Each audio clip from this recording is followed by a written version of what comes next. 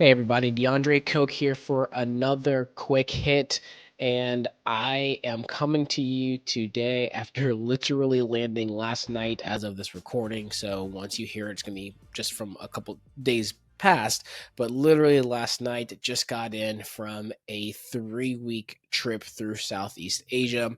Taryn and I went to multiple parts of Bali. We went to Singapore, and it was a very adventurous trip there and back. The majority of our flights, long haul, mid haul flights, were business class. We flew multiple airlines from Singapore Air, Vistara, British Airways. In business class, got to experience a lot of various business class configurations.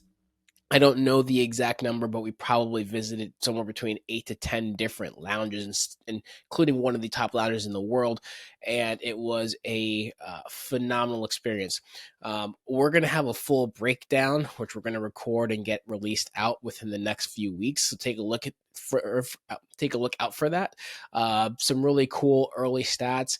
We spent a little over about $5,000 in total for our accommodations and flights. That is for two people, primarily business class.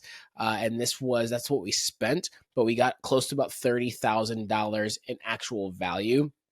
And now one big thing to note with that cash spend, that's because a couple of places we stayed, we actually didn't even try to use points. We actually paid cash specifically. And you'll see the places we stayed were absolutely incredible. If you look, we've got the highlights on the Instagram for you to see. You can actually see some of the really, really amazing places. And we're going to talk all about the trip in a few weeks. But I wanted to get a quick hit out to you guys today, not to talk about our trip through Bali and Singapore, but more so to talk about some updates that I saw come up.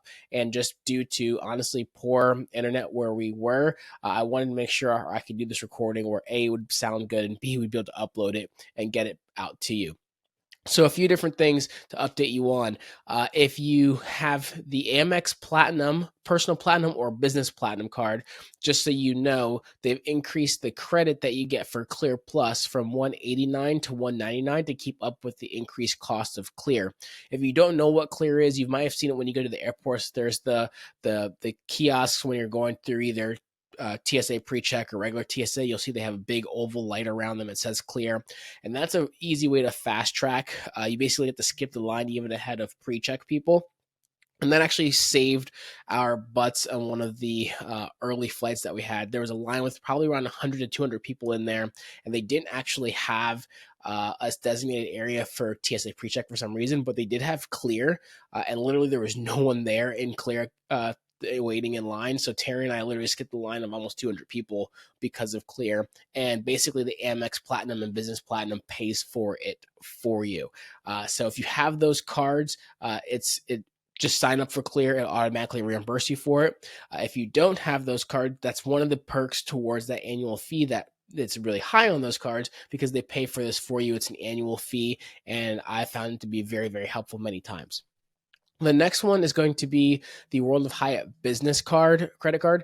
That has a new offer that just was announced. So that's if you spend $5,000 on purchases. Again, this is their business card.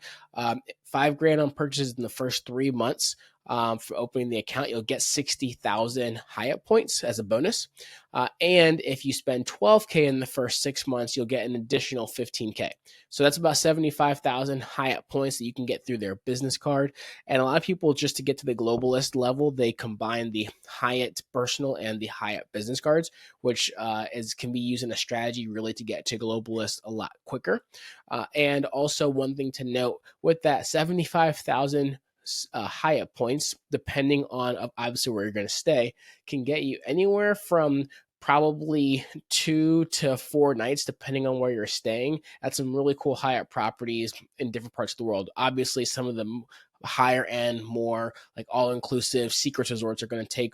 That's going to give you maybe 1.5 nights. But for a lot of other places, you can absolutely get 2 to 3 to 4 different nights, or even more, maybe even 5 for just 75,000 points. Another one I want to point out as well is the Capital One Venture Rewards card. I talked about this in the last quick hit that we did just about a month ago, right before the trip that we took.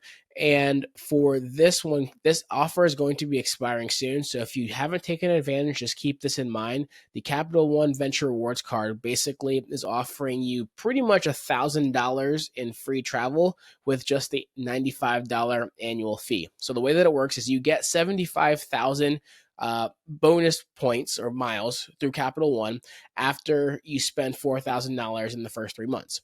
So that 75,000 bonus points on its own is worth about $750 in the barest minimum sense. Not talking about transferring to other airlines and hotels where you can extrapolate more value. Just if you do the simplest, easiest, just use my points for travel through their portal, you're going to get minimum $750 in that.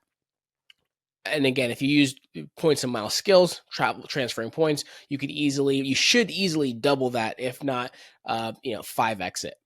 The other 250 comes from a credit through the Capital One portal that's valid for your first cardholder year. So what that means is if you spend get a hotel night that's $250 for that night and you book it through the Capital One portal, their travel portal, they'll credit you back that $250. So basically it ends up being a wash. So you get $750 worth of points and separately a $250 actual travel credit to use. So again, that's $1,000 value. If you haven't taken advantage of this, I would not miss out on this. This is a really great way to step into the Capital One's rewards world.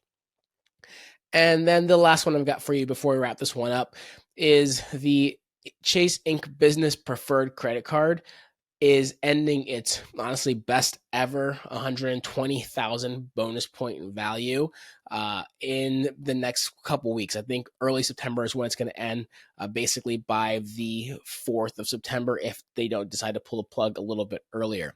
So on the points guy, they're actually calling this a slam dunk because if you'll get basically 120,000 points if you spend $8,000 in the first 3 months after opening the account. I know it's a higher spend, but keep in mind this is a business credit card, so that's why the business cards usually have a higher spend. But 120,000 points through Chase minimally is worth about $1,500 if you redeem it through Chase Travel. However, again, if you use travel points and miles skills, you transfer the points to different airlines or hotel programs, you can very easily turn 120,000 points into $3,000, $4,000 worth of value. And the fee for this card is only $95. So here you have it. There's 2 cards that I want to talk about today, both with very limited time sign-up bonus offers. Again, the link to our card offers are going to be in the show notes. But both of these cards, $95.